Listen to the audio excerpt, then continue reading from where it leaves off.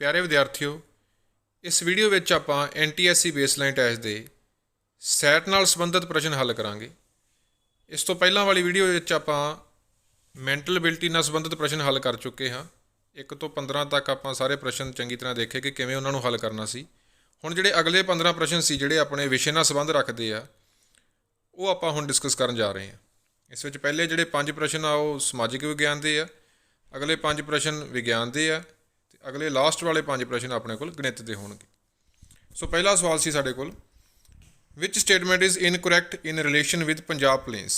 ਪੰਜਾਬ ਦੇ ਮੈਦਾਨੀ ਖੇਤਰ ਦੇ ਸੰਬੰਧ ਵਿੱਚ ਕਿਹੜਾ ਕਥਨ ਗਲਤ ਹੈ? ਸੋ ਪਹਿਲਾ ਆਪਸ਼ਨ ਹੈ, plain regions of Punjab are divided in 2 parts, eastern plains and western plains. Punjab ਦੇ ਮੈਦਾਨੀ ਖੇਤਰ ਨੂੰ 2 ਭਾਗਾਂ, ਪੂਰਬੀ ਮੈਦਾਨ ਅਤੇ ਪੱਛਮੀ ਮੈਦਾਨ ਵਿੱਚ ਵੰਡਿਆ ਗਿਆ ਹੈ। ਸੋ ਪਹਿਲਾ ਭਾਗ ਤਾਂ ਬਿਲਕੁਲ ਸਹੀ ਹੈ।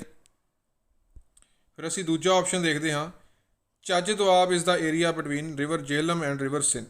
ਚੱਜ ਦੁਆਬ ਜੇਹਲਮ ਦਰਿਆ ਅਤੇ ਸਿੰਧ ਦਰਿਆ ਦੇ ਵਿਚਕਾਰਲੇ ਇਲਾਕੇ ਨੂੰ ਕਿਹਾ ਜਾਂਦਾ ਹੈ। ਤਾਂ ਇਹ ਜਿਹੜੇ ਦੁਆਬ ਹੁੰਦੇ ਆ, ਇਹ ਕਿਹੜੇ ਦੁਆਬ ਨੂੰ ਕੀ ਕਹਿੰਦੇ ਆ, ਇਹਨਾਂ ਦੇ ਨਾਮ ਵਿੱਚ ਹੀ ਇਹਦਾ ਆਨਸਰ ਛੁਪਿਆ ਹੁੰਦਾ। ਤਾਂ ਜਿਵੇਂ ਆਪਣੇ ਕੋਲ ਹੁੰਦਾ ਇੱਧਰ ਸਤਲੁਜ, ਬਿਆਸ, ਰਾਵੀ, ਚਿਨਾਬ ਅਤੇ ਜੇਹਲਮ।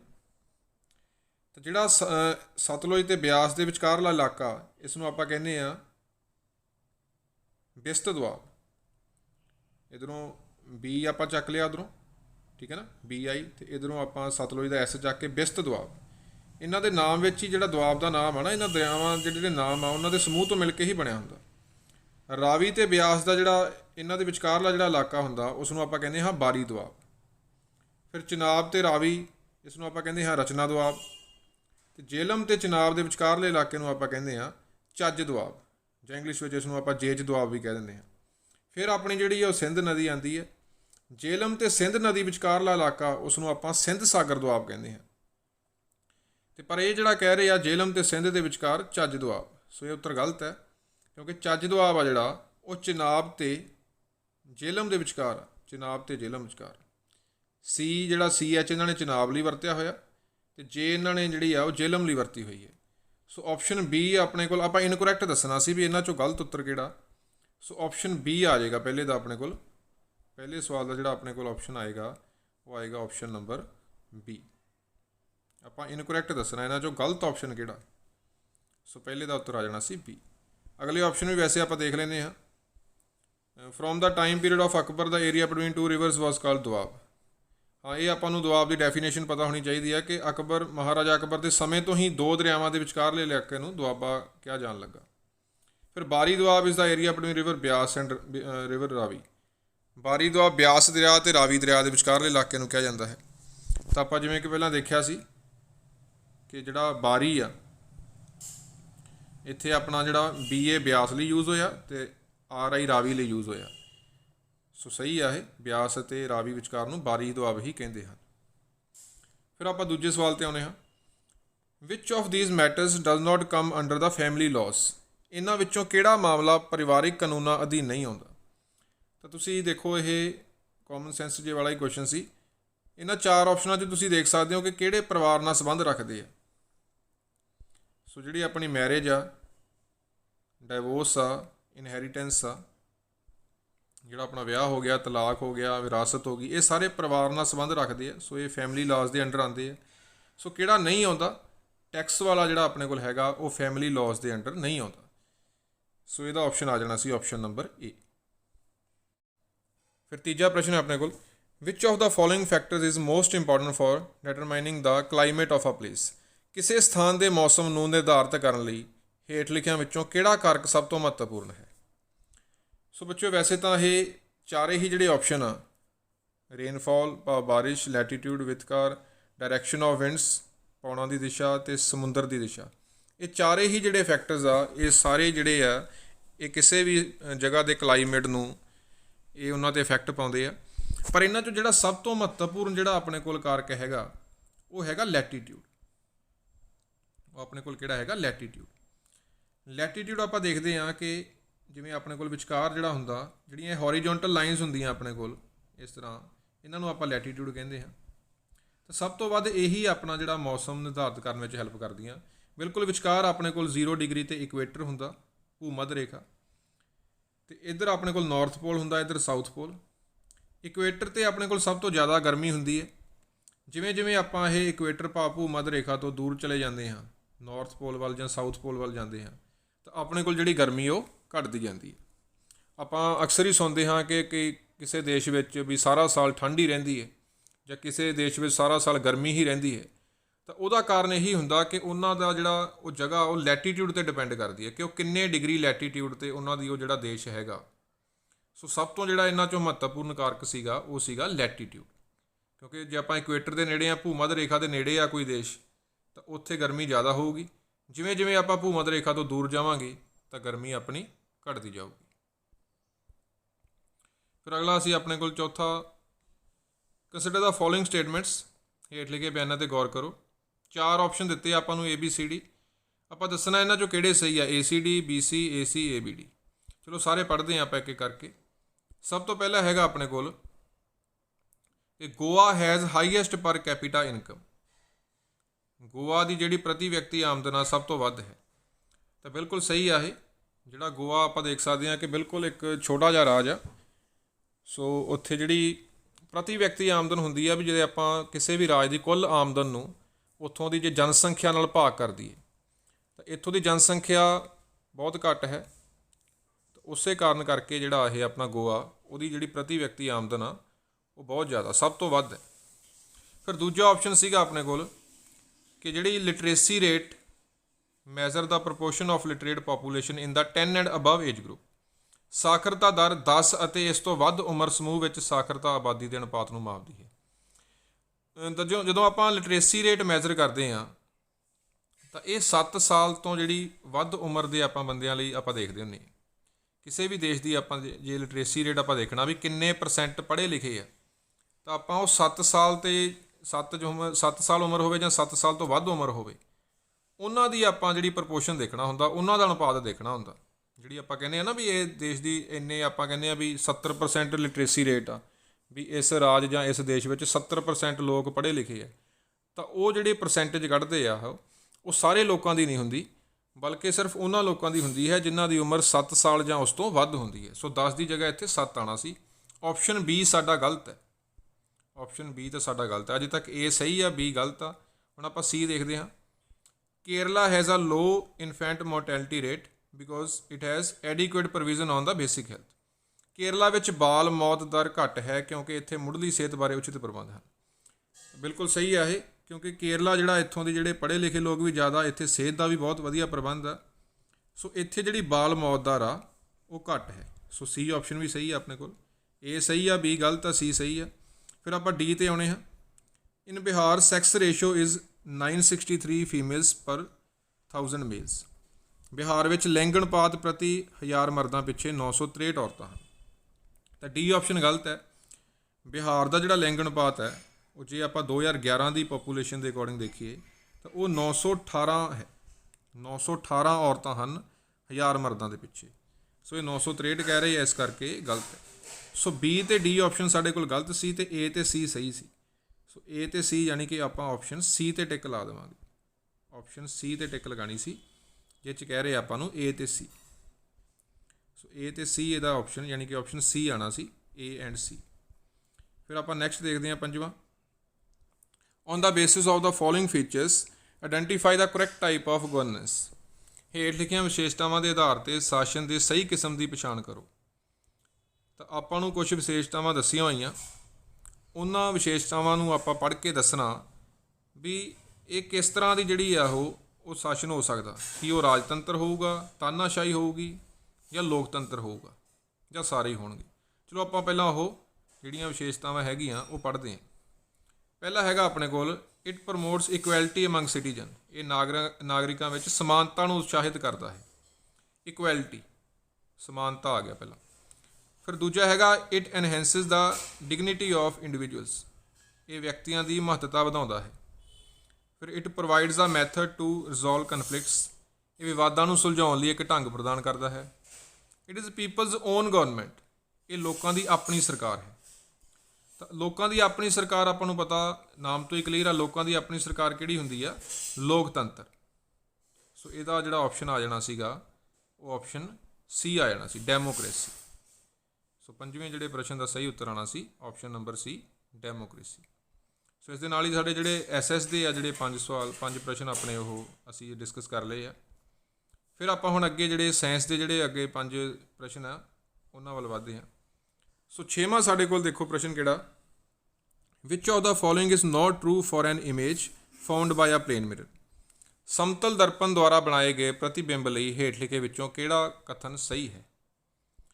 तो प्लेन मिरर किहड़ा हुंदा, जिहड़ा आपां अक्सर ही आपां रोज़ जिहड़ा आपां शीशा देखते हाँ वो अपना प्लेन मिरर ही हुंदा। तो प्लेन मिरर बारे आपां देखते हैं ऑप्शन चो किहड़ा कथन सही नहीं है आपां दसना। ये सीधा हुंदा, हाँ सीधा तो हुंदा। आभासी वर्चुअल हुंदा, ठीक है वर्चुअल भी हुंदा। ये छोटा हुंदा है। देखो जदों आपां शीशा देखते हाँ तो अपना अपनी जिन्नी हाइट हुंदी है तो शीशे विच भी आपां नूं उन्नी ही हाइट दिखदी है।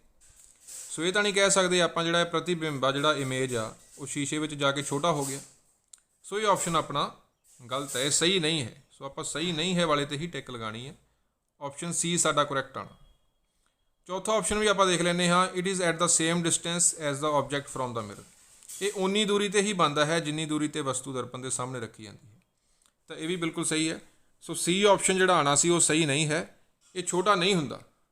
जदों आपां शीशे विच देखते हाँ तो आपां नूं जिन्नी अपनी हाइट है उन्नी ही शीशे विच नज़र आउंदी है। सो सी ऑप्शन सही नहीं है, इस करके आपां सी ते टिक लगा दी। फिर आपां नैक्सट ऑप्शन देखते हाँ, द यूनिट ऑफ रिफ्रैक्टिव इंडैक्सिस, अपवर्तन अंक की इकाई है। तो रिफ्रैक्टिव इंडैक्स का अपने कोल फॉर्मूला हुंदा कि speed of light in vacuum upon speed of light in medium. एक रेशो हुंदा है, एक अनुपात हुंदा भी किसी भी जिहड़ी प्रकाश की दूरी आ, खला विच प्रकाश की दूरी, खला आपां वैक्यूम विच प्रकाश की दूरी वटा माध्यम विच प्रकाश की दूरी। तो जदों भी कोई अनुपात हुंदा अपने कोल उहदे जिहड़ी अपनी इकाई आ वो कट्टी जांदी हुंदी है।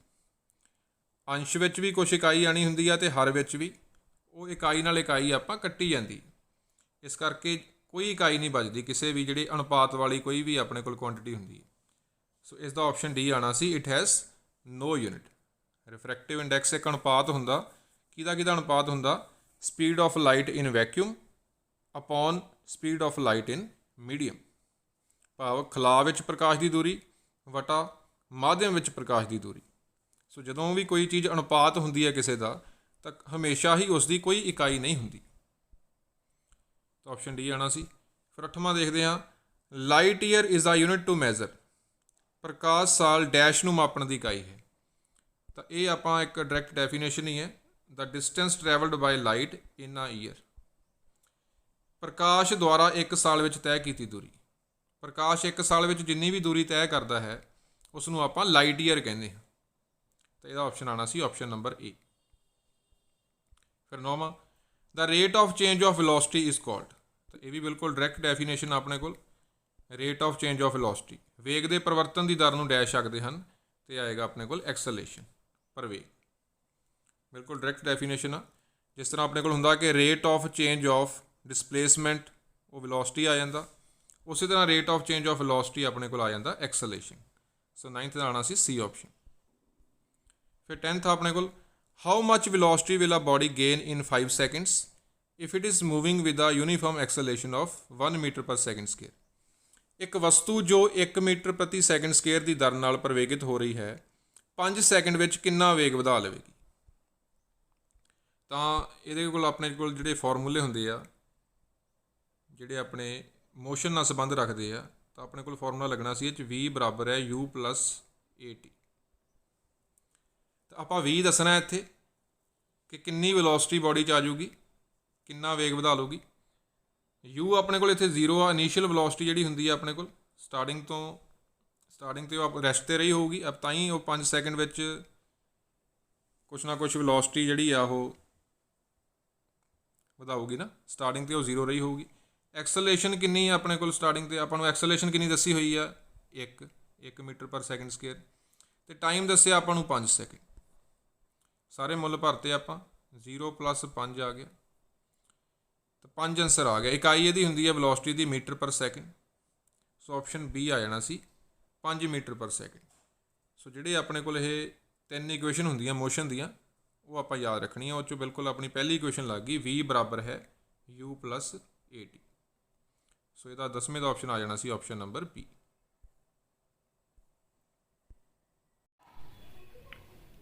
ਸੋ ਅੱਗੇ ਆਪਣੇ ਕੋਲ ਹੈਗੇ ਹੁਣ 5 ਜਿਹੜੇ ਮੈਥ ਦੇ ਕੁਐਸਚਨ ਰਹਿ ਗਏ। ਤਾਂ 11ਵਾਂ ਸਵਾਲ ਆਪਣੇ ਕੋਲ, ਦੋ ਸੰਖਿਆਵਾਂ 4:5 ਦੇ ਅਨੁਪਾਤ ਵਿੱਚ ਹਨ। ਜੇ ਉਹਨਾਂ ਦਾ ਮੰਮਾ ਸੱਸਾ ਵਾਵਾ 18 ਹੈ ਤਾਂ ਸੰਖਿਆਵਾਂ ਦਾ ਲੱਲਾ ਸੱਸਾ ਵਾਵਾ ਪਤਾ ਕਰੋ। 2 numbers are in the ratio 4:5. If their HCF is 18, then LCM of the numbers is।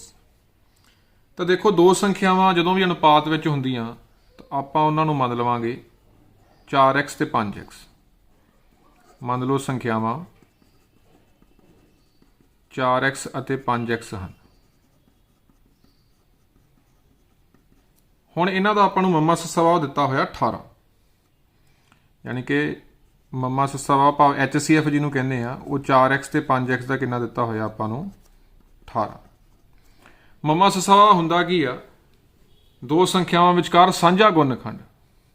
ਤਾਂ ਅਸੀਂ ਦੇਖ ਸਕਦੇ ਹਾਂ ਕਿ 4x ਤੇ 5x ਵਿਚਕਾਰ ਸਾਂਝਾ ਗੁਣਨਖੰਡ ਕਿਹੜਾ ਹੈ, ਤਾਂ x ਹੈ ਇਹਨਾਂ ਵਿਚਕਾਰ ਸਾਂਝਾ ਗੁਣਨਖੰਡ। 4 ਤੇ 5 ਦਾ ਤਾਂ ਸਾਂਝਾ ਗੁਣਨਖੰਡ ਕੋਈ ਹੈ ਨਹੀਂ, ਤਾਂ x ਹੀ ਸਾਂਝਾ ਆ ਰਿਹਾ ਆਪਣੇ ਕੋਲ।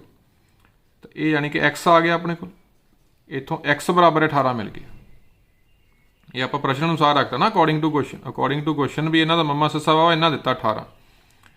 ਪਰ ਆਪਾਂ ਉਂਝ ਦੇਖ ਰਹੇ ਹਾਂ ਕਿ ਇਹਨਾਂ ਦਾ ਮੰਮਾ ਸੱਸਾ ਵਾਵਾ ਕਿੰਨਾ ਬਣਦਾ, ਇਹਨਾਂ 'ਚ ਕਾਮਨ ਫੈਕਟਰ ਕੀ ਬਣ ਰਿਹਾ, ਸਾਂਝਾ ਕੀ ਇਹਨਾਂ 'ਚ x। ਸੋ ਇੱਥੋਂ ਸਾਨੂੰ x ਦਾ ਮੁੱਲ ਮਿਲ ਗਿਆ 18। ਇਹਦਾ ਮਤਲਬ ਪਹਿਲੀ ਸੰਖਿਆ ਕੀ ਹੋਊਗੀ ਸਾਡੇ ਕੋਲ, ਪਹਿਲੀ ਸੰਖਿਆ ਸਾਡੇ ਕੋਲ ਸੀਗੀ 4 × 18 72। ਇਹ ਤੁਸੀਂ ਜਦੋਂ ਪੇਪਰ 'ਚ ਕਰਨਾ ਤਾਂ ਸ਼ਾਰਟ 'ਚ ਹੀ ਕਰਨਾ, ਸਾਰਾ ਕੁਝ ਇਹਨਾਂ ਨਹੀਂ ਲਿਖਣਾ। ਇਹ ਮਨ 'ਚ ਹੀ ਸਾਰਾ ਕੁਝ ਜਾਂ ਕਾਲੀ ਕਰਨਾ ਹੋਵੇ, ਸਿੱਧਾ x 18 ਪਹਿਲਾਂ ਇੱਥੇ 72 90 ਉਸ ਤਰ੍ਹਾਂ ਕਰਕੇ। ਪਰ ਮੈਂ ਹੁਣ ਤੁਹਾਨੂੰ ਸਮਝਾਉਣ ਲਈ ਪੂਰਾ ਡਿਟੇਲ 'ਚ ਕਰ ਰਿਹਾ। 4 × 18 ਪਹਿਲੀ ਸੰਖਿਆ ਆ ਗਈ 72, ਤੇ ਦੂਜੀ ਸੰਖਿਆ ਆਪਣੇ ਕੋਲ ਕਿੰਨੀ ਆ ਗਈ 5 × 18 90। ਤਾਂ ਸਾਨੂੰ ਸੰਖਿਆਵਾਂ ਪਤਾ ਲੱਗ ਗਈਆਂ ਵੀ ਪਹਿਲੀ ਸੰਖਿਆ 72 ਆ, ਦੂਜੀ 90। ਹੁਣ ਅਸੀਂ ਇਹਨਾਂ ਦਾ ਲੱਲਾ ਸੱਸਾ ਵਾਵਾ ਭਾਵ LCM ਪਤਾ ਕਰਨਾ।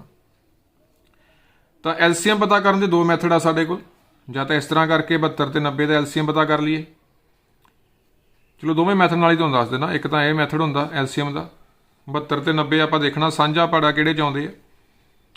ਤਾਂ ਵੱਡੇ ਤੋਂ ਵੱਡਾ ਇਹੋ ਜਿਹਾ ਪਾੜਾ ਜਿਹ 'ਚ 72 ਵੀ ਆਉਂਦਾ 90 ਵੀ ਆਉਂਦਾ। 18 ਦਾ ਆਪਾਂ ਦੇਖ ਸਕਦੇ ਹਾਂ, 18 ਚੌਕਾ 72, 18 5 90। ਤਾਂ 18 × 4 × 5, 4 5 20, 20 × 18 360। ਤਾਂ ਇੱਕ ਤਾਂ ਇਹ ਵੀ ਤਰੀਕਾ ਵੀ LCM ਹੁਣ ਸਾਨੂੰ ਮਿਲ ਗਿਆ 360। ਜਾਂ LCM ਦਾ ਇੱਕ ਹੋਰ ਫਾਰਮੂਲਾ ਹੁੰਦਾ ਕਿ ਦੋ ਸੰਖਿਆਵਾਂ ਦਾ ਗੁਣਨਫਲ ਵਟਾ HCF। ਦੋ ਸੰਖਿਆਵਾਂ ਦੀ ਗੁਣਾ ਕਰ ਦਿਓ, ਦੋ ਸੰਖਿਆਵਾਂ ਦਾ ਗੁਣਨਫਲ ਵਟਾ HCF। ਸੰਖਿਆਵਾਂ ਤਾਂ ਸਾਨੂੰ ਮਿਲ ਗਈਆਂ ਨਾ। ਸੰਖਿਆਵਾਂ ਮਿਲਣ ਤੋਂ ਬਾਅਦ ਸਾਡੇ ਕੋਲ ਦੋ ਮੈਥਡ ਆ, ਭਾਵੇਂ ਅਸੀਂ ਉਹਨਾਂ ਸੰਖਿਆਵਾਂ ਦਾ ਸਿੱਧਾ ਹੀ LCM ਪਤਾ ਕਰ ਲਈਏ, ਭਾਵੇਂ ਫਿਰ ਉਹਨਾਂ ਨੂੰ ਗੁਣਾ ਕਰਕੇ HCF ਨਾਲ ਭਾਗ ਕਰ ਦਈਏ। HCF ਸਾਡੇ ਕੋਲ 18 ਦਿੱਤਾ ਹੋਇਆ, ਸੋ 18 × 18, 18 5 90। ਇਹ ਵੀ 72 × 5 ਆ ਗਿਆ 360। ਸੋ ਦੋਵੇਂ ਤਰੀਕਿਆਂ ਨਾਲ ਸਾਡੇ ਕੋਲ ਆਨਸਰ 360 ਆ ਜਾਣਾ। ਸੋ ਪਹਿਲਾਂ ਅਸੀਂ ਅਕੋਰਡਿੰਗ ਟੂ ਕੁਐਸਚਨ ਦੇਖਿਆ। ਪਹਿਲਾਂ ਅਨੁਪਾਤ ਸੀ 4:5 ਸੰਖਿਆਵਾਂ ਮੰਨ ਲਈਆਂ 4x ਤੇ 5x। ਪ੍ਰਸ਼ਨ 'ਚ ਉਹਨਾਂ ਨੇ ਉਹਨਾਂ ਦਾ ਮੰਮਾ ਸੱਸਾ ਵਾਵਾ ਆਪ ਹੀ ਦਿੱਤਾ ਹੋਇਆ 18। ਪਰ ਅਸੀਂ ਦੇਖ ਰਹੇ ਹਾਂ 4x ਤੇ 5x ਦਾ ਮੰਮਾ ਸੱਸਾ ਵਾਵਾ ਭਾਵ HCF x ਹੈ। ਸੋ x ਦਾ ਮੁੱਲ ਸਾਨੂੰ 18 ਮਿਲ ਗਿਆ। ਜਦੋਂ ਹੀ x ਮਿਲਿਆ ਤਾਂ ਸਾਨੂੰ ਸੰਖਿਆਵਾਂ ਵੀ ਪਤਾ ਲੱਗ ਗਈਆਂ। 4 × x, 4 × 18 72, ਫਿਰ 5 × 18 90। ਸੰਖਿਆਵਾਂ ਮਿਲਣ ਤੋਂ ਬਾਅਦ ਫਿਰ LCM ਦੋ ਤਰੀਕੇ ਨਾਲ ਪਤਾ ਕਰ ਸਕਦੇ ਹਾਂ। ਜਾਂ ਤਾਂ ਇੱਕ ਇਸ ਤਰ੍ਹਾਂ ਮੈਥਡ, ਇਹ ਵੀ ਠੀਕ ਹੈ, ਜਾਂ ਫਿਰ ਇੱਕ ਆਹ ਫਾਰਮੂਲਾ ਹੁੰਦਾ ਦੋ ਸੰਖਿਆਵਾਂ ਦਾ ਗੁਣਨਫਲ ਵਟਾ HCF। ਤਾਂ ਦੋਨਾਂ ਤਰੀਕਿਆਂ ਨਾਲ ਸਾਨੂੰ ਜਿਹੜਾ ਉੱਤਰ ਮਿਲ ਗਿਆ ਉਹ 360 ਮਿਲਿਆ। ਸੋ ਜਿਹੜਾ 11ਵੇਂ ਸਵਾਲ ਦਾ ਸਹੀ ਆਪਸ਼ਨ ਆਉਣਾ ਸੀ ਆਪਸ਼ਨ ਨੰਬਰ A 360। ਫਿਰ ਨੈਕਸਟ ਹੈ 6ਵਾਂ ਆਪਣੇ ਕੋਲ, 5 ਅੰਕਾਂ ਦੀ ਸਭ ਤੋਂ ਵੱਡੀ ਸੰਖਿਆ ਜੋ 12, 18 ਅਤੇ 24 ਦੁਆਰਾ ਵੰਡਣਯੋਗ ਹੈ। The 5-digit greatest number which is divisible by 12, 18 and 24। ਆਪਣੇ ਕੋਲ 3 ਨੰਬਰ ਆ 12, 18 ਤੇ 24। ਆਪਾਂ ਇੱਕ 5 ਅੰਕਾਂ ਦੀ ਇਹੋ ਜੀ ਸਭ ਤੋਂ ਵੱਡੀ ਸੰਖਿਆ ਲੱਭਣੀ ਆ ਜੋ ਇਹਨਾਂ ਤਿੰਨਾਂ ਦੁਆਰਾ ਵੰਡਣਯੋਗ ਹੋਵੇ, ਤਿੰਨਾਂ ਨਾਲ ਡਿਵੀਜ਼ੀਬਲ ਹੋਵੇ, ਭਾਵ ਤਿੰਨਾਂ ਦੇ ਪਹਾੜੇ 'ਚ ਆਵੇ। ਤਾਂ ਪਹਿਲਾਂ ਤਾਂ ਆਪਾਂ ਇੱਕ ਆਮ ਸੰਖਿਆ ਲੱਭਦੇ ਹਾਂ ਜਿਹੜੀ ਇਹਨਾਂ ਤਿੰਨਾਂ ਦੇ ਪਹਾੜੇ 'ਚ ਆਉਂਦੀ ਹੈ। ਸਭ ਤੋਂ ਵੱਡੀ ਦੀ ਗੱਲ ਬਾਅਦ 'ਚ ਕਰਦੇ ਹਾਂ। ਪਹਿਲਾਂ ਕੋਈ ਇਸ ਤਰ੍ਹਾਂ ਦੀ ਸੰਖਿਆ ਪਹਿਲਾਂ ਦੇਖਦੇ ਹਾਂ ਜਿਹੜੀ ਇਹਨਾਂ ਤਿੰਨਾਂ ਨਾਲ ਡਿਵੀਜ਼ੀਬਲ ਹੋਵੇ, ਜਿਹੜੀ ਤਿੰਨਾਂ ਦੁਆਰਾ ਵੰਡਣੀ ਹੋਵੇ। ਤਾਂ ਉਹ ਦੇਖਣ ਲਈ ਆਪਾਂ ਇਹਨਾਂ ਦਾ ਐਲਸੀਐਮ ਲੈ ਲਵਾਂਗੇ। ਲੱਲਾ ਸੋ ਸਵਾਵਾ 6 ਦੇ ਪਹਾੜੇ ਜਾਊਗਾ ਪਹਿਲਾਂ, ਫਿਰ ਆਪਾਂ 2 ਤੇ ਲੈ ਜਾਂਦੇ ਹਾਂ, ਫਿਰ 2 ਤੇ, ਫਿਰ 3 ਤੇ। ਤਾਂ 6 ਗੁਣਾ 2 ਗੁਣਾ 2 ਗੁਣਾ 3 ਐਲਸੀਐਮ ਸਾਡੇ ਕੋਲ ਆ ਗਿਆ 72। ਤਾਂ 72 ਇੱਕ ਇਹੋ ਜਿਹੀ ਸੰਖਿਆ ਹੈ ਜੋ ਇਹਨਾਂ ਤਿੰਨਾਂ ਦੁਆਰਾ ਭਾਜਯੋਗ ਹੈ, ਭਾਵ ਤਿੰਨਾਂ ਨਾਲ ਡਿਵੀਜ਼ੀਬਲ ਹੈ। ਪਰ ਆਪਾਂ ਨੂੰ ਸਭ ਤੋਂ ਵੱਡੀ ਚਾਹੀਦੀ ਹੈ 5 ਅੰਕਾਂ ਦੀ। 72 ਤਾਂ ਇੱਕ ਮਿਲ ਗਈ। ਹੁਣ 72 ਨੂੰ ਜੇ ਕਿਸੇ ਨਾਲ ਗੁਣਾ ਕਰਾਂਗੇ ਤਾਂ ਉਹ ਵੀ ਸੰਖਿਆ ਜਿਹੜੀ ਹੋਊਗੀ ਇਹਨਾਂ ਤਿੰਨਾਂ ਨਾਲ ਡਿਵੀਜ਼ੀਬਲ ਹੋਊਗੀ, ਠੀਕ ਹੈ ਨਾ। ਸੋ ਬਹੁਤ ਸਾਰੀਆਂ ਸੰਖਿਆਵਾਂ ਇਸ ਤਰ੍ਹਾਂ ਦੀਆਂ ਹੋਣਗੀਆਂ ਜਿਹੜੀਆਂ ਇਹਨਾਂ ਤਿੰਨਾਂ ਨਾਲ ਡਿਵੀਜ਼ੀਬਲ ਆ। ਇੱਕ ਤਾਂ ਸਾਨੂੰ ਮਿਲ ਗਈ, ਸਭ ਤੋਂ ਛੋਟੀ ਤਾਂ ਮਿਲ ਗਈ। ਸਭ ਤੋਂ ਵੱਡੀ ਹੁਣ ਅਸੀਂ ਕਿਵੇਂ ਦੇਖਣੀ ਹੈ?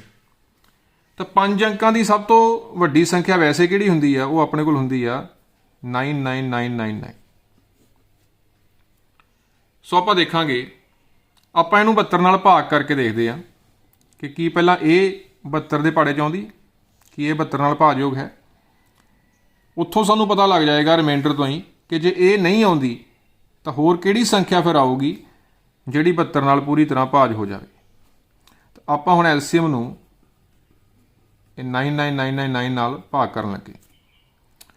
ਤਾਂ 72 × 72 279 ਬਣ ਗਿਆ। ਫਿਰ ਆਪਣੇ ਕੋਲ ਜਾਏਗਾ 4 ਤੇ, ਜੇ ਇਹਨੂੰ ਲਿਜਾਂਦੇ ਆ ਤਾਂ ਆਪਾਂ 72 ਚੌਕਾ 288 ਹੋ ਜੂ। 3 ਤੇ ਲੈ ਕੇ ਜਾਣਾ ਪੈਣਾ 216। ਫਿਰ ਆਪਾਂ 9 ਉਤਾਰ ਲਾਂਗੇ। ਹੁਣ ਸਾਈਡ ਤੇ ਕਰਕੇ ਦੇਖਦੇ ਹਾਂ ਥੋੜਾ ਕਿ 72 ਨੂੰ 7 ਤੇ ਲਿਜਾਈਏ ਜਾਂ 8 ਤੇ। 9 ਤੇ ਵੀ ਜਾ ਸਕਦਾ, ਦੇਖਦੇ ਹਾਂ। 9 ਤੇ ਟੱਪ ਜੂਗਾ, 8 ਤੇ ਲੈ ਕੇ ਜਾਣਾ ਪੈਣਾ।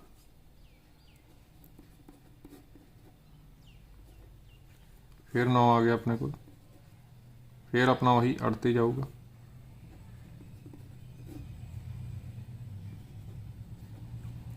ਤੇ ਇਹ ਬਚ ਗਿਆ ਆਪਣੇ ਕੋਲ। ਇਹਦਾ ਮਤਲਬ ਹੁਣ ਕੀ ਆ ਕਿ ਜਿਹੜੀ ਆਹ ਵਾਲੀ ਸੰਖਿਆ ਸੀ ਇਹ ਤਾਂ ਨਹੀਂ 72 ਦੇ ਪਹਾੜੇ 'ਚ ਆਉਂਦੀ, ਇਹ ਤਾਂ ਨਹੀਂ 72 ਨਾਲ ਡਿਵੀਜ਼ੀਬਲ, ਕਿਉਂਕਿ ਇਹ ਤਾਂ ਆਪਾਂ ਨੂੰ ਕੁਝ ਰਿਮਾਈਂਡਰ ਦੇ ਰਹੀ ਆ। ਪਰ ਜੇ ਆਪਾਂ ਇਸੇ ਸੰਖਿਆ 'ਚੋਂ ਇਹ ਰਿਮਾਈਂਡਰ ਨੂੰ ਘਟਾ ਦਈਏ ਤਾਂ ਫਿਰ ਜਿਹੜੀ ਨਵੀਂ ਸੰਖਿਆ ਉਹ ਆਪਾਂ ਨੂੰ ਕੋਈ ਰਿਮਾਈਂਡਰ ਨਹੀਂ ਦੇਊਗੀ, ਕੋਈ ਬਾਕੀ ਨਹੀਂ ਦੇਊਗੀ, ਉਹ ਪੂਰੀ ਤਰ੍ਹਾਂ 72 ਨਾਲ ਭਾਜਯੋਗ ਹੋਊਗੀ। ਸੋ ਆਪਾਂ ਕੀ ਕਰਦੇ ਹਾਂ, ਆਪਾਂ ਆਪਦੀ ਸੰਖਿਆ ਵਿੱਚੋਂ ਇਹ ਰਿਮਾਈਂਡਰ ਨੂੰ ਮਾਈਨਸ ਕਰ ਦਿੰਦੇ ਹਾਂ। ਆਪਣੇ ਕੋਲ ਜਿਹੜੀ ਹੁਣ ਆਹ ਵਾਲੀ ਸੰਖਿਆ ਬਣੂਗੀ, ਇਹਨੂੰ ਜਦੋਂ ਤੁਸੀਂ 72 ਨਾਲ ਭਾਗ ਕਰੋਗੇ ਤਾਂ ਕੋਈ ਇਹਨੇ ਬਾਕੀ ਨਹੀਂ ਛੱਡਣਾ, ਕਿਉਂਕਿ ਬਾਕੀ ਨੂੰ ਆਪਾਂ ਪਹਿਲਾਂ ਹੀ ਘਟਾ ਚੁੱਕੇ ਹਾਂ। ਆਹ ਵਾਲੀ ਸੰਖਿਆ ਬਾਕੀ ਦੇ ਰਹੀ ਸੀ, ਇਸ ਚੋਂ ਜੇ ਬਾਕੀ ਘਟਾ ਦਈਏ ਤਾਂ ਆਹ ਵਾਲੀ ਸੰਖਿਆ ਬਣਨੀ। ਇਹ ਹੁਣ ਪੂਰੀ ਤਰ੍ਹਾਂ 72 ਨਾਲ ਭਾਜਯੋਗ ਹੋਊਗੀ, ਤੇ 72 ਅੱਗੋਂ ਇਹਨਾਂ ਨਾਲ ਭਾਜਯੋਗ ਹੈਗਾ ਹੀ ਆ, ਕਿਉਂਕਿ ਐਲਸੀਐਮ ਆ 72 ਇਹਨਾਂ ਦਾ। ਸੋ ਇਹ ਆਪਣਾ ਜਿਹੜਾ ਰਿਕੁਆਇਰਡ ਆਨਸਰ ਆ, ਇਹ ਇਸ ਤਰ੍ਹਾਂ ਦੀ ਸਭ ਤੋਂ ਵੱਡੀ ਸੰਖਿਆ ਜਿਹੜੀ ਤਿੰਨਾਂ ਨਾਲ ਭਾਜਯੋਗ ਹੈ। ਸੋ ਇਸ ਆਪਣੇ ਜਿਹੜੇ ਸਮ ਦਾ ਆਪਸ਼ਨ ਆ ਜਾਣਾ ਸੀ, ਕਰੈਕਟ ਆਪਸ਼ਨ ਸੀ ਆ ਜਾਣਾ ਸੀ 99936। ਠੀਕ ਹੈ ਨਾ। ਸਭ ਤੋਂ ਪਹਿਲਾਂ ਇਸ ਤਰ੍ਹਾਂ ਦੇ ਸਵਾਲਾਂ 'ਚ ਆਪਾਂ ਐਲਸੀਐਮ ਭਾਵ ਲਘੁੱਤਮ ਲੈਣਾ ਹੁੰਦਾ ਹੈ। ਫਿਰ ਆਪਾਂ ਦੇਖਿਆ ਹੁਣ 5 ਅੰਕਾਂ ਦੀ ਸਭ ਤੋਂ ਵੱਡੀ ਸੰਖਿਆ, ਜੇ ਤਾਂ ਸਭ ਤੋਂ ਛੋਟੀ ਵੈਸੇ ਹੀ ਪੁੱਛੀ ਹੁੰਦੀ, ਸਭ ਤੋਂ ਛੋਟੀ ਸੰਖਿਆ, ਤਾਂ 72 ਹੀ ਆਪਣਾ ਆਪਸ਼ਨ ਸਹੀ ਹੋਣਾ ਸੀ, 72 ਆਨਸਰ ਆ ਜਾਣਾ ਸੀ। ਅੰਕਾਂ ਵਗੈਰਾ ਨਾ ਕਿਹਾ ਹੁੰਦਾ, ਸਿੰਪਲ ਕਿਹਾ ਹੁੰਦਾ ਸਭ ਤੋਂ ਛੋਟੀ ਸੰਖਿਆ ਇਸ ਤਰ੍ਹਾਂ ਦੀ ਜਿਹੜੀ 12, 18 ਤੇ 24 ਨਾਲ ਡਿਵੀਜ਼ੀਬਲ ਆ, ਉਹ 72 ਆ ਜਾਣਾ ਸੀ। ਪਰ ਆਪਾਂ ਨੂੰ ਸਭ ਤੋਂ ਪੁੱਛਿਆ ਸੀ 5 ਅੰਕਾਂ ਦੀ ਸਭ ਤੋਂ ਵੱਡੀ ਸੰਖਿਆ। ਇਸੇ ਤਰ੍ਹਾਂ ਜੇ 4 ਅੰਕਾਂ ਦੀ ਸਭ ਤੋਂ ਵੱਡੀ ਸੰਖਿਆ ਪੁੱਛੀ ਹੁੰਦੀ ਤਾਂ ਆਪਾਂ ਫਿਰ ਕੀ ਕਰਦੇ, 9999 ਨਾਲ 72 ਨੂੰ ਭਾਗ ਕਰਦੇ, ਜਿੰਨਾ ਬਾਕੀ ਆਂਦਾ ਇਹਦੇ 'ਚੋਂ ਉਹਨੂੰ ਘਟਾਉਂਦੇ, ਫਿਰ ਉਹ ਆਨਸਰ ਹੁੰਦਾ। 3 ਅੰਕਾਂ ਦੀ ਪੁੱਛੀ ਹੁੰਦੀ ਤਾਂ ਆਪਾਂ 999 ਨੂੰ 72 ਨਾਲ ਭਾਗ ਕਰਦੇ। ਤਾਂ ਬਹੁਤ ਇਸ ਤਰ੍ਹਾਂ ਦੀਆਂ ਸੰਖਿਆਵਾਂ ਹੁੰਦੀਆਂ ਜਿਹੜੀਆਂ ਇਹਨਾਂ ਤਿੰਨਾਂ ਨਾਲ ਭਾਜਯੋਗ ਹੋਣ। ਉਹ ਦੇਖਣਾ ਹੁੰਦਾ, ਜੇ ਤਾਂ ਸਭ ਤੋਂ ਛੋਟੀ ਪੁੱਛੀ ਆ ਤਾਂ ਇਹੀ ਆਨਸਰ ਆ, ਸਭ ਤੋਂ ਵੱਡੀ ਪੁੱਛੀ ਆ ਤਾਂ ਆਪਾਂ ਨੂੰ ਅੰਕ ਵੀ ਦੱਸਣਗੇ ਕਿੰਨੇ ਅੰਕਾਂ ਦੀ ਸਭ ਤੋਂ ਵੱਡੀ, ਤਾਂ ਉਹਦੇ ਅਕੋਰਡਿੰਗ ਆਪਾਂ ਜੇ 3 ਅੰਕਾਂ ਦੀ ਆ ਤਾਂ ਇਹਨੂੰ ਭਾਗ ਕਰਾਂਗੇ, 4 ਅੰਕਾਂ ਦੀ ਇਹਨੂੰ ਭਾਗ ਕਰਾਂਗੇ। ਹਰ ਵਾਰ ਫਿਰ ਆਪਾਂ ਬਾਕੀ ਨੂੰ ਜਿਹੜਾ ਬਾਕੀ ਆਊਗਾ ਉਹ ਇਹਦੇ 'ਚੋਂ ਘਟਾ ਕੇ ਆਪਣਾ ਉੱਤਰ ਆ ਜਾਇਆ ਕਰੇਗਾ। ਸੋ ਇਹਦਾ ਆਪਸ਼ਨ ਆਪਣੇ ਕੋਲ ਆਪਸ਼ਨ ਨੰਬਰ ਸੀ। ਫਿਰ ਨੈਕਸਟ ਹੈ 13ਵਾਂ। ਕੇ ਦੀ ਕੀਮਤ ਜਦੋਂ ਸਮੀਕਰਨ 2x + 3y = 5 ਅਤੇ 4x + ky = 10 ਦੇ ਅਨੰਤ ਹੱਲ ਹੋਣ। Value of k for which the equations 2x + 3y = 5 and 4x + ky = 10 have infinitely many solution। ਅਨੰਤ ਹੱਲ ਜਾਂ infinitely many solution। ਤਾਂ ਆਪਣੇ ਕੋਲ ਦੋ ਸਮੀਕਰਨਾਂ ਦਿੱਤੀਆਂ ਦੇਖੋ 2x + 3y = 5 4x + ky = 10। ਤਾਂ ਆਪਾਂ ਨੂੰ ਇਹਨਾਂ ਦੇ ਕਹੇ ਹੋਏ ਆ ਇਨਫਾਈਨਾਈਟਲੀ ਮੈਨੀ ਸੋਲੂਸ਼ਨ। ਤਾਂ ਇਨਫਾਈਨਾਈਟਲੀ ਮੈਨੀ ਸੋਲੂਸ਼ਨ ਵੇਲੇ ਕੰਡੀਸ਼ਨ ਆਪਣੇ ਕੋਲ ਪਹਿਲਾਂ ਆਪਾਂ ਦੇਖੋ ਇਹਨਾਂ ਦੇ a1/a2 b1/b2 ਤੇ c1/c2 ਪਤਾ ਕਰ ਲਵਾਂਗੇ। a1/a2 ਕਿੰਨਾ ਆ ਗਿਆ ਆਪਣੇ ਕੋਲ 2/4 1/2। ਫਿਰ b1/b2 ਉਹ 3/k ਆ ਗਿਆ। c1/c2 ਉਹ ਆ ਗਿਆ 5/10। c1 c2 ਨੂੰ ਪਹਿਲਾਂ ਆਪਾਂ ਇੱਧਰ ਵੀ ਲੈ ਆਉਣੇ ਹੁੰਦੇ ਆ ਵੈਸੇ, ਪਰ ਉਹ ਮਾਈਨਸ ਹੀ ਵੱਧ ਤੋਂ ਵੱਧ ਆਉਣਗੇ। -5 ਜਾਂ -10 ਹੋਊਗਾ, ਉਹ ਮਾਈਨਸ ਨਾਲ ਮਾਈਨਸ ਕੱਟੀ ਜਾਊਗੀ, ਫਿਰ ਵੀ 1/2 ਹੀ ਰਹਿਣਾ। ਤਾਂ ਹੁਣ ਦੇਖੀਏ ਕਿਉਂਕਿ ਇਹਨਾਂ ਦੇ ਅਨੰਤ ਹੱਲ ਹਨ, ਅਨੰਤ ਹੱਲ ਯਾਨੀ ਕਿ ਇਨਫਾਈਨਾਈਟਲੀ ਮੈਨੀ ਸੋਲੂਸ਼ਨ, ਤਾਂ ਉਹਦੇ ਲਈ ਕੀ ਕੰਡੀਸ਼ਨ ਹੁੰਦੀ ਹੈ? ਤਾਂ ਉਹਦੇ ਲਈ ਸਾਡੇ ਕੋਲ ਹੁੰਦਾ a1/a2 ਬਰਾਬਰ b1/b2 ਬਰਾਬਰ c1/c2। ਇਹ ਸਾਰੇ ਬਰਾਬਰ ਹੁੰਦੇ 10ਵੀਂ ਦੇ ਚੈਪਟਰ ਨੰਬਰ 3 ਵਿੱਚ ਆਉਂਦਾ ਇਹ। ਜਦੋਂ ਅਨੰਤ ਹੱਲ ਹੋਣ ਤਾਂ ਇਹ ਸਾਰੇ ਬਰਾਬਰ ਰੱਖਦੇ ਨੇ 1/2 ਬਰਾਬਰ 3/k ਬਰਾਬਰ 1/2। ਸੋ ਪਹਿਲੇ ਦੋਵਾਂ ਤੋਂ ਹੀ ਦੇਖ ਲੈਂਦੇ ਹਾਂ, ਅਸੀਂ ਕ੍ਰਾਸ ਮਲਟੀਪਲਾਈ ਕਰ ਦਿੰਦੇ ਹਾਂ। 1/2 ਬਰਾਬਰ 3/k ਇੱਥੋਂ ਹੀ ਦੇਖ ਲੈਂਦੇ ਹਾਂ। 1 × k ਬਰਾਬਰ ਥੱਲੇ ਬਰਾਬਰ 3 × 2 6। ਸੋ k ਦਾ ਮੁੱਲ ਸਾਨੂੰ ਕਿੰਨਾ ਮਿਲ ਗਿਆ? 6 ਮਿਲ ਗਿਆ। ਸੋ ਇਹਦਾ ਆਪਸ਼ਨ ਆਉਣਾ ਸੀ ਆਪਸ਼ਨ ਨੰਬਰ C। ਇਹ ਸਾਰੀਆਂ ਕੰਡੀਸ਼ਨ ਤੁਹਾਨੂੰ ਯਾਦ ਹੋਣ। ਇੱਥੇ ਅਨੰਤ ਹੱਲ ਕਿਹਾ ਸੀ ਤਾਂ ਇਹ ਸਾਰੇ ਬਰਾਬਰ ਹੁੰਦੇ ਆ। ਜੇ ਇੱਕੋ ਹੱਲ ਕਿਹਾ ਹੁੰਦਾ, ਇੱਕ ਹੱਲ ਹੈ, ਤਾਂ a1/a2 ਨਹੀਂ ਬਰਾਬਰ ਹੈ b1/b2, ਇਹ ਕੰਡੀਸ਼ਨ ਹੋਣੀ ਸੀ। ਇੱਕ ਹੁੰਦਾ ਆਪਣੇ ਕੋਲ ਕੋਈ ਹੱਲ ਨਹੀਂ, ਨੋ ਸੋਲੂਸ਼ਨ। ਇੱਕ ਹੱਲ ਹੁੰਦਾ ਯੂਨੀਕ ਸੋਲੂਸ਼ਨ, ਕੋਈ ਹੱਲ ਨਹੀਂ, ਨੋ ਸੋਲੂਸ਼ਨ। ਤਾਂ ਉਦੋਂ ਪਹਿਲੇ ਦੋ ਬਰਾਬਰ ਹੁੰਦੇ ਆ, ਤੀਜਾ ਫਿਰ ਬਰਾਬਰ ਨਹੀਂ ਹੁੰਦਾ। ਇਹ ਤਿੰਨੇ ਕੰਡੀਸ਼ਨ ਤੁਹਾਨੂੰ ਯਾਦ ਹੋਣੀਆਂ ਚਾਹੀਦੀਆਂ। ਇਸ ਤਰ੍ਹਾਂ ਦਾ ਅੱਗੇ ਵੀ ਕੁਐਸਚਨ ਆ ਸਕਦੇ ਆ। ਇਸ ਵਾਰ ਅਨੰਤ ਹੱਲ ਸੀ, ਅਗਲੀ ਵਾਰ ਹੋ ਸਕਦਾ ਇੱਕ ਹੱਲ ਹੋਵੇ। ਇੱਕ ਹੱਲ ਹੁੰਦਾ ਤਾਂ ਪਹਿਲੇ ਦੋ ਦੇ ਵਿਚਕਾਰ ਨਹੀਂ ਬਰਾਬਰ ਆਉਣਾ ਸੀ, ਤਾਂ k ਨਹੀਂ ਬਰਾਬਰ 6 ਆ ਜਾਣਾ ਸੀ। ਡਜ਼ ਨਾਟ ਇਕੁਅਲ ਟੂ ਜਿਹਨੂੰ ਆਪਾਂ ਕਹਿੰਦੇ ਹਾਂ, k ਨਹੀਂ ਬਰਾਬਰ ਹੈ 6।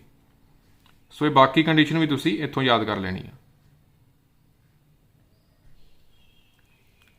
ਫਿਰ 14 ਸਮ, ਇੱਕ ਬਹੁਪਦੀ ਬਣਾਓ ਜਿਸ ਦੇ 0 ਦਿੱਤੇ ਬਹੁਪਦੀ 6x ਦੀ 2 -7x + 2 ਦੇ ਉਲਟ ਕ੍ਰਮ ਹੋਣ। Form a polynomial whose zeros are reciprocal of zeros of 6x² - 7x + 2। ਤਾਂ ਆਪਾਂ ਨੂੰ ਇੱਕ ਸਮੀਕਰਨ ਦਿੱਤੀ ਆ, ਦੇਖੋ ਇਹ ਉਹਨਾਂ ਨੇ ਆਪ ਦੱਸੀ ਆ ਸਮੀਕਰਨ। ਆਪਾਂ ਨੂੰ ਬਹੁਪਦ ਦਿੱਤਾ, ਦੇਖੋ ਆਪਾਂ ਨੂੰ ਇੱਕ ਬਹੁਪਦ ਦਿੱਤਾ ਹੋਇਆ ਹੈ। ਆਪਾਂ ਇੱਕ ਨਵਾਂ ਬਹੁਪਦ ਬਣਾਉਣਾ ਵੀ ਜਿਹਦੇ ਜਿਹੜੇ 0 ਆ, ਸਿਫਰ ਜਿਹਨੂੰ ਆਪਾਂ ਕਹਿੰਦੇ ਆ, ਉਹ ਇਸ ਵਾਲੇ ਸਿਫਰਾਂ ਦੇ ਉਲਟ ਕ੍ਰਮ ਹੋਣ। ਇਹਦੇ ਜੋ ਸਿਫਰ ਆਣਗੇ, ਆਪਣੇ ਵਾਲੀ ਬਹੁਪਦ ਦੇ ਸਿਫਰ ਉਹਦੇ ਪੁੱਠੇ ਹੋਣੇ ਚਾਹੀਦੇ। ਤਾਂ ਇਹ ਆਪਾਂ ਦੋ ਤਰੀਕੇ ਨਾਲ ਕਰ ਸਕਦੇ ਹਾਂ। ਇੱਕ ਆਪਣੇ ਕੋਲ ਹੈਗਾ ਲੌਂਗ ਮੈਥਡ, ਇੱਕ ਹੈਗਾ ਸ਼ਾਰਟਕਟ ਮੈਥਡ। ਚਲੋ ਆਪਾਂ ਦੋਵੇਂ ਤਰੀਕੇ ਨਾਲ ਹੀ ਆਪਾਂ ਇਹਨੂੰ ਕਰਕੇ ਦੇਖਦੇ ਹਾਂ। ਪਹਿਲਾਂ ਚਲੋ ਆਪਾਂ ਲੌਂਗ ਕੱਟ, ਜਿਹੜਾ ਲੌਂਗ ਮੈਥਡ ਆਪਣੇ ਕੋਲ, ਉਹਦੇ ਨਾਲ ਦੇਖਦੇ ਹਾਂ। ਪਹਿਲਾਂ ਇਹਦੇ ਆਪਾਂ ਸਿਫਰਾਂ ਦਾ ਦੇਖਦੇ ਹਾਂ ਕੀ ਸੰਬੰਧ ਆਪਸ 'ਚ। ਮੰਨ ਲਓ ਇਸ ਦੇ ਸਿਫਰ ਅਲਫਾ ਤੇ ਬੀਟਾ ਹਨ, ਜਾਂ A ਤੇ B ਮੰਨ ਲਈਏ। ਚਲੋ A ਅਤੇ B ਹਨ। ਮੰਨ ਲਓ ਇਸ ਦੇ ਸਿਫਰ, ਚਲੋ ਅਲਫਾ ਤੇ ਬੀਟਾ ਹੀ ਆਪਾਂ ਜ਼ਿਆਦਾ ਨੋਟੇਸ਼ਨ ਵਰਤਦੇ ਹਾਂ, ਉਹੀ ਨੋਟੇਸ਼ਨ ਰੱਖਦੇ ਹਾਂ। ਮੰਨ ਲਓ ਇਸ ਦੇ ਸਿਫਰ ਅਲਫਾ ਅਤੇ ਬੀਟਾ ਹਨ। ਤਾਂ ਹੁਣ ਆਪਾਂ ਨੂੰ ਪਤਾ ਵੀ ਜੇ ਇਸ ਤਰ੍ਹਾਂ ਦੀ ਕੋਈ ਸਮੀਕਰਨ ਹੋਵੇ, ਇਸ ਤਰ੍ਹਾਂ ਦੀ ਬਹੁਪਦ ਹੋਵੇ ਕੋਈ, ਸਮੀਕਰਨ ਤੇ ਬਹੁਪਦ 'ਚ ਕੀ ਫਰਕ ਹੁੰਦਾ ਉਹ ਵੀ ਦੇਖ ਲਓ। ਜਦੋਂ ਇਹਨੂੰ ਬਰਾਬਰ 0 ਰੱਖਦੀ ਉਹ ਸਮੀਕਰਨ ਬਣ ਜਾਂਦੀ ਹੈ, ਜੇ ਬਰਾਬਰ 0 ਨਾ ਰੱਖੀ ਤਾਂ ਉਹੀ ਬਹੁਪਦ ਹੁੰਦਾ। ਤਾਂ ਇਸ ਤਰ੍ਹਾਂ ਦਾ ਕੋਈ ਬਹੁਪਦ ਹੋਵੇ ਤਾਂ ਉਸ ਦੇ ਸਿਫਰਾਂ ਦਾ ਜੋੜ ਜਿਹੜਾ ਹੁੰਦਾ, ਸਿਫਰਾਂ ਦਾ ਜੋੜ ਉਹ ਹੁੰਦਾ -b/a, ਤੇ ਸਿਫਰਾਂ ਦੀ ਗੁਣਾ ਹੁੰਦੀ ਆ c/a। ਇਹ 10ਵੀਂ ਦੇ ਚੈਪਟਰ ਨੰਬਰ 2 'ਚ ਆ, ਸਿਫਰਾਂ ਦਾ ਜੋੜ -b/a, ਸਿਫਰਾਂ ਦੀ ਗੁਣਾ c/a। ਇਹਦਾ ਮਤਲਬ ਅਲਫਾ ਪਲੱਸ ਬੀਟਾ ਸਿਫਰਾਂ ਦਾ ਜੋੜ ਉਹ -b/a। b ਇੱਥੇ ਹੈਗਾ -7, a ਹੈਗਾ 6, ਉਹ ਆਊਗਾ ਆਪਣੇ ਕੋਲ 7/6। ਅਲਫਾ ਪਲੱਸ ਬੀਟਾ ਆ ਗਿਆ 7/6। ਤੇ ਸਿਫਰਾਂ ਦੀ ਗੁਣਾ ਉਹ ਆਉਂਦੀ ਹੈ c/a। c ਇੱਥੇ 2 ਆ, a ਹੈਗਾ 6। ਆਪਣੇ ਕੋਲ a ਹੁੰਦਾ 6, b ਹੈਗਾ -7, c ਹੈਗਾ 2। ਤਾਂ ਅਲਫਾ ਪਲੱਸ ਬੀਟਾ ਵੀ ਮਿਲ ਗਿਆ, ਅਲਫਾ ਗੁਣਾ ਬੀਟਾ ਵੀ ਮਿਲ ਗਿਆ। ਇਹਨੂੰ ਆਪਾਂ ਸਮੀਕਰਨ ਨੰਬਰ 1 ਕਹਿ ਦਿੰਦੇ। ਹੁਣ ਜਿਹੜੀ ਆਪਾਂ ਬਹੁਪਦ ਬਣਾਉਣੀ ਆ, ਉਹਦੇ ਜਿਹੜੇ ਸਿਫਰ ਆ ਇਹਦੇ ਉਲਟ ਹੋਣੇ ਚਾਹੀਦੇ ਆ। यानी कि अपनी जिहड़ी बहुपद आ उहदे सिफर की होणगे अल्फा का पुट्ठा 1/अल्फा, बीटा का पुट्ठा की हो गया 1/बीटा। उल्ट क्रम देखना ना, उल्ट अल्फा का हो गया 1/अल्फा, बीटा का 1/बीटा। अपनी जिहड़ी बहुपद आ उहदे सिफर होणगे 1/अल्फा ते 1/बीटा। नवीं बहुपद के सिफर की होणगे 1/अल्फा अते 1/बीटा होणगे। तो जदों भी आपां हुण सिफरां तो बहुपद बनानी है तो आपां नूं सिफरां दा जोड़ ते सिफरां दी गुणा जे पता लग जे तो आपां बहुपद बना सकते हैं। जे आपां नूं सिफरां दी जोड़ ते सिफरां दी गुणा पता लग जे तो बहुपद बना सकते। तो आपां इन्हां दा जोड़ भी पता कर लैंदे हां, गुणा भी पता कर लैंदे। पहलां आपां इन्हां दा जोड़ पता करदे हां, 1/अल्फा प्लस 1/बीटा। इत्थे क्रॉस मल्टीप्लाई करके उस तरह ਜਾਂ ਐਲਸੀਐਮ ਤੁਸੀਂ ਲੈ ਸਕਦੇ ਹੋ, ਜਿਵੇਂ ਵੀ ਤੁਸੀਂ ਸਿੱਖਿਆ ਹੋਇਆ ਹੈ। ਵਟੇ ਵਾਲਿਆਂ ਨੂੰ ਕਿਵੇਂ ਜੋੜਨਾ ਘਟਾਉਣਾ ਹੈ, ਹਰਾਂ ਦੀ ਆਪਸ 'ਚ ਗੁਣਾ। ਤਾਂ ਉਹ ਸਾਨੂੰ ਮਿਲ ਗਿਆ ਬੀਟਾ ਪਲਸ ਅਲਫਾ ਸੀ 7/6, ਅਲਫਾ ਗੁਣਾ ਬੀਟਾ ਸੀ 2/6, 6 ਨਾਲ 6 ਕੱਟੇ ਗਏ 7/2। ਸਿਫਰਾਂ ਦਾ ਜੋੜ ਸਾਨੂੰ ਮਿਲ ਗਿਆ 7/2। ਇਸੇ ਤਰ੍ਹਾਂ ਫਿਰ ਸਿਫਰਾਂ ਦੀ ਗੁਣਾ 1/ਅਲਫਾ ਗੁਣਾ 1/बीटा, 1/ਅਲਫਾ बीटा। अल्फा बीटा का पुट्ठा ही करना, ये साढ़े को 2/6 सी, वो आ जाऊगा 6/2। कट देंगे 2 एकम 2, 2 तिया 6, 3 आ गए। सो सिफरां का जोड़ सानू पता लग गया, सिफरां की गुणा पता लग गई। तो हुण बहुपद की हुंदी है अपने कोल जे सिफरां का जोड़ ते सिफरां की गुणा पता होवे। एक्स दी 2 माइनस सिफरां का जोड़ एक्स प्लस सिफरां की गुणा।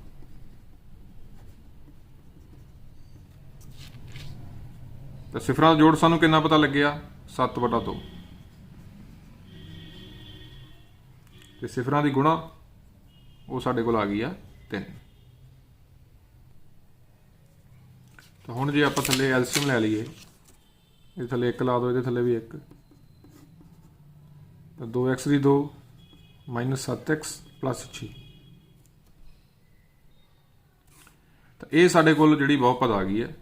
जे आपां 1/2 कढ भी दईए बाहर, क्योंकि ये तो कोई एक्स है ही नहीं ना, इहदे कोई सिफर देनी नहीं। सो आ जिहड़ी बहुपद सानू मिल गई आ, जिहड़ी सानू चाहिदी सी, जिहदे सिफर पहली वाली बहुपद के सिफरां नाल पुट्ठे होणगे। सो ये भी एक मैथड सी, ऑप्शन नंबर बी आ गया। जां फिर इहदा एक शॉर्टकट मैथड भी हैगा। हुण आपां एक शॉर्टकट मैथड डिस्कस करन लगे। ये तो लंबा मैथड हो गया जे आपां वैसे करना होवे सबजैक्टिव, पर जे आपां हुण MCQ ਦੇ ਲਈ करना है ਇਹਨੂੰ कि जिथे अपने को टाइम बहुत घट ਹੁੰਦਾ ਤਾਂ ਉਹਦਾ शॉर्टकट देखते हैं आप। तो इसे ਦਾ 14 ਦਾ ਆਪਾਂ शॉर्टकट मैथड की आ, शॉर्टकट करन लगे आ। मान लो ਤੁਹਾਡੇ ਕੋਲ कोई समीकरण है AX ਦੀ 2 प्लस BX प्लस C। कोई बहुपद मान लो इस तरह है AX ਦੀ 2 प्लस BX प्लस C। ਤੁਸੀਂ ਇਸ ਤਰ੍ਹਾਂ ਦਾ ਬਹੁਪਦ ਬਣਾਉਣਾ ਹੈ ਵੀ ਜਿਸ ਦੇ 0 ਆ ਜਿਹੜੇ ਉਹ ਇਸ ਵਾਲੇ ਬਹੁਪਦ ਦੇ ਜ਼ੀਰੋਆਂ ਦੇ ਉਲਟ ਕ੍ਰਮ ਹੋਣ। ठीक है, जिमें कि अपन क्वेश्चन च पूछा गया। तो सीधा ही आंसर की आऊगा CX the 2 plus BX plus A। ये अपना उत्तर होगा। तो आप ये करके देखते हैं। आ अपन दिता होया बहुपद सी, तुसीं ABC कढ़ लो बस। इत्थे A हैगा 6, B हैगा -7, C हैगा 2। आ A आ B है, गुणांक हुंदे इन्हां दे ABC, आ C है। तो बस नवीं बहुपद की बन गई फिर साडे कोल। आ शॉर्टकट याद रख लो जो इस तरह उल्ट क्रम करना हो सिफर का। CX the 2 plus BX plus A। C हैगा 2, B हैगा -7, A हैगा 6। तो सीधा ही ऑप्शन अपन ऑप्शन नंबर C मिल गया। सो जे MCQ ਲਈ करना, तुसी NTSC ਲਈ करना, तो ये मैथड ज़्यादा वधिया कि ਜਦੋਂ भी ਆਪਾਂ ਨੂੰ कोई ਦਿੱਤੀ ਬਹੁਪਦ ਆ, ਆਪਾਂ ਇੱਕ ਇਸ ਤਰ੍ਹਾਂ ਦੀ ਬਹੁਪਦ ਬਣਾਉਣੀ ਆ ਵੀ ਜਿਹਦੇ ਸਿਫਰ ਪੁਰਾਣੀ ਵਾਲੀ ਬਹੁਪਦ ਦੇ ਸਿਫਰਾਂ ਦੇ ਉਲਟ ਕ੍ਰਮ ਹੋਣ, ਰੈਸੀਪ੍ਰੋਕਲ ਹੋਣ। ਤਾਂ ਬਸ ਜਿਹੜੀ ਆਹ ਵਾਲੀ ਬਹੁਪਦ ਆ ਤੁਸੀਂ ਇਹਨੂੰ ਇਸ ਤਰ੍ਹਾਂ ਲਿਖ ਦੇਣਾ। B ਆਪਦੀ ਜਗ੍ਹਾ ਤੇ ਰਹੂਗਾ, A ਤੇ C ਕਹਿਣ ਦਾ ਮਤਲਬ ਤੁਸੀਂ ਇੰਟਰਚੇਂਜ ਕਰ ਦੇਣੇ ਆ। C ਅੱਗੇ ਆ ਗਿਆ, A ਪਿੱਛੇ ਚਲਾ ਜਾਊਗਾ। ਸੋ ਇਹ ਸ਼ਾਰਟਕਟ ਮੈਥਡ ਆ, ਇਹ ਜ਼ਿਆਦਾ ਵਧੀਆ।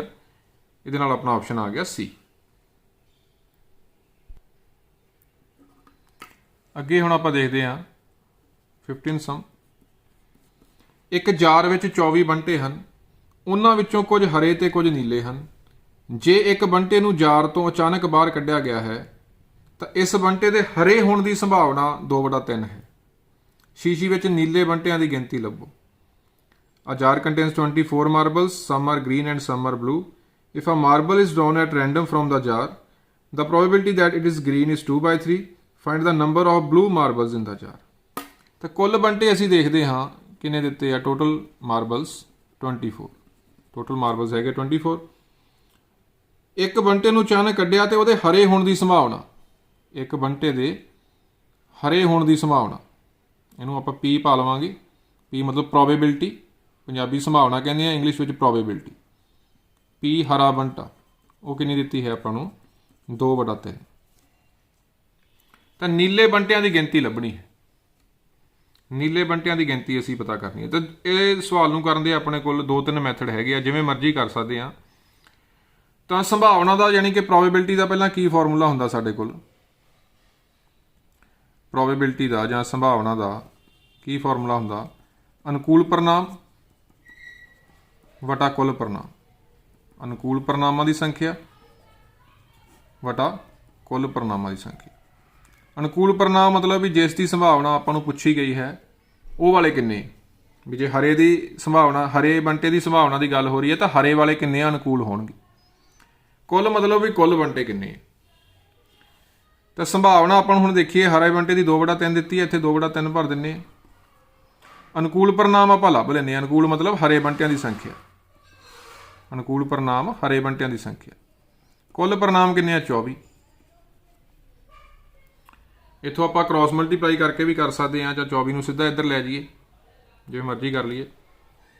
ਅਨੁਕੂਲ ਪਰਿਣਾਮ ਦਾ ਮਤਲਬ ਯਾਦ ਰੱਖਣਾ ਹਰੇ ਬੰਟਿਆਂ ਦੀ ਸੰਖਿਆ, ਕਿਉਂਕਿ ਇੱਥੇ ਜਿਹੜੀ ਸੰਭਾਵਨਾ 2/3 ਦਿੱਤੀ ਆ ਉਹ ਹਰੇ ਬੰਟਿਆਂ ਦੀ ਦਿੱਤੀ ਹੈ।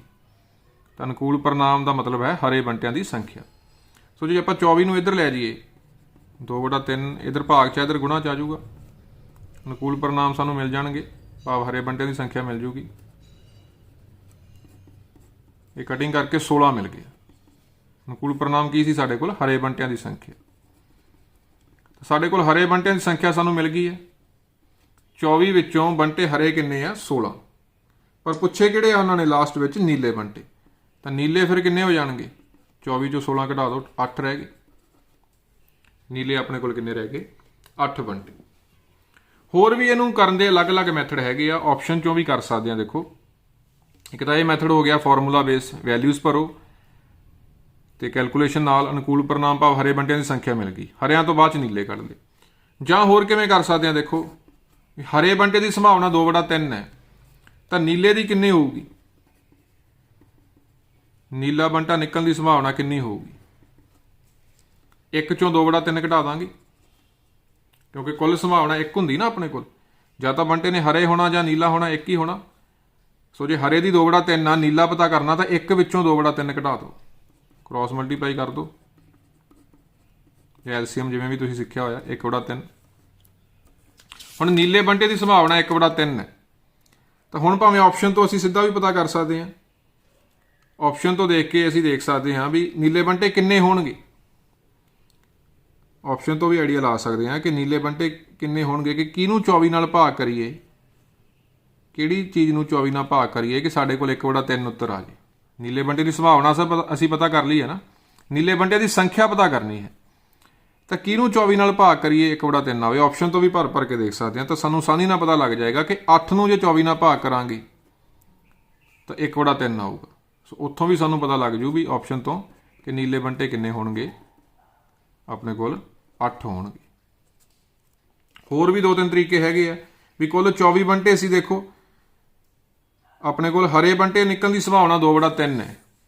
ਇਹਦਾ ਮਤਲਬ ਹਰੇ ਬੰਟੇ ਇੱਕ ਤਰ੍ਹਾਂ ਦਾ ਵੀ 24 ਦਾ 2/3 ਕਹਿ ਸਕਦੇ ਹਾਂ। ਹਰੇ ਬੰਟੇ ਕਿੰਨੇ ਹੋ ਗਏ ਆਪਣੇ ਕੋਲ? 24 ਦਾ 2/3, 24 ਗੁਣਾ 2/3। ਕਿਉਂਕਿ ਜਿੰਨੀ ਸੰਭਾਵਨਾ ਹੁੰਦੀ ਹੈ ਨਾ ਕਿਸੇ ਚੀਜ਼ ਦੇ ਨਿਕਲਣ ਦੀ, ਉਨੀ ਹੀ ਆਪਣੇ ਕੋਲ ਪ੍ਰਪੋਰਸ਼ਨ 'ਚ ਪਏ ਹੁੰਦੇ ਆ। ਸੋ ਆਪਣੇ ਕੋਲ ਹਰੇ ਬੰਟੇ ਹੋ ਗਏ 24 ਦਾ 2/3, 24 ਗੁਣਾ 2/3। ਕਟਿੰਗ ਕਰਕੇ ਆ ਗਿਆ ਆਪਣੇ ਕੋਲ 16 ਬੰਟੇ। ਤਾਂ ਜੇ ਹਰੇ 16 ਤਾਂ ਨੀਲੇ ਕਿੰਨੇ ਹੋਣਗੇ ਆਪਣੇ ਕੋਲ? 8। ਸੋ ਇਸ ਕੁਐਸਚਨ ਨੂੰ ਆਪਾਂ 2-3 ਤਰੀਕਿਆਂ ਨਾਲ ਕਰ ਸਕਦੇ ਹਾਂ, ਜਿਵੇਂ ਮਰਜ਼ੀ ਤੁਸੀਂ ਕਰ ਸਕਦੇ। ਸਾਰੇ ਮੈਥਡ ਸਹੀ ਆ ਆਪਣੇ ਕੋਲ, ਭਾਵੇਂ ਹਰੇ ਬੰਟੇ ਪਹਿਲਾਂ ਕੱਢ ਲਓ, ਬਾਅਦ 'ਚ ਨੀਲੇ ਕੱਢ ਲਓ, ਭਾਵੇਂ ਨੀਲੇ ਦੀ ਸੰਭਾਵਨਾ ਕੱਢ ਕੇ ਪਹਿਲਾਂ ਫਿਰ ਉਸੇ ਤਰ੍ਹਾਂ ਨੀਲੇ ਬੰਟੇ ਪਤਾ ਕਰ ਲਓ। ਸੰਭਾਵਨਾ ਦੇ ਬੇਸਿਕ ਕਨਸੈਪਟ ਤੁਹਾਨੂੰ ਕਲੀਅਰ ਹੋਣੇ ਚਾਹੀਦੇ ਆ। ਅਨੁਕੂਲ ਪਰਿਣਾਮ ਵਟਾ ਕੁੱਲ ਪਰਿਣਾਮ, ਇਹ ਆਪਣਾ ਬੇਸਿਕ ਫਾਰਮੂਲਾ ਹੁੰਦਾ। ਸੋ ਇਸ ਦੇ ਨਾਲ ਹੀ ਜਿਹੜੇ ਆਪਣੇ ਵਿਸ਼ੇ ਨਾਲ ਸੰਬੰਧਿਤ ਕੁਐਸਚਨ ਸੀ NTSC ਬੇਸਲਾਈਨ ਦੇ, ਉਹ ਸਾਰੇ ਆਪਾਂ ਡਿਸਕਸ ਕਰ ਲਏ ਆ। ਸਾਰੇ ਵਿਦਿਆਰਥੀਆਂ ਨੇ ਬਹੁਤ ਧਿਆਨ ਨਾਲ ਇਸ ਵੀਡੀਓ ਨੂੰ ਦੇਖਣਾ ਹੈ, ਤਾਂ ਕਿ ਜਿਹੜੇ ਆਉਣ ਵਾਲੇ ਨੈਕਸਟ ਆਪਣੇ ਕੋਲ ਟੈਸਟ ਹੋਣਗੇ ਉਹ ਤੁਸੀਂ ਹੋਰ ਵੀ ਵਧੀਆ ਤਰੀਕੇ ਨਾਲ ਪਰਫਾਰਮ ਕਰ ਸਕੋ।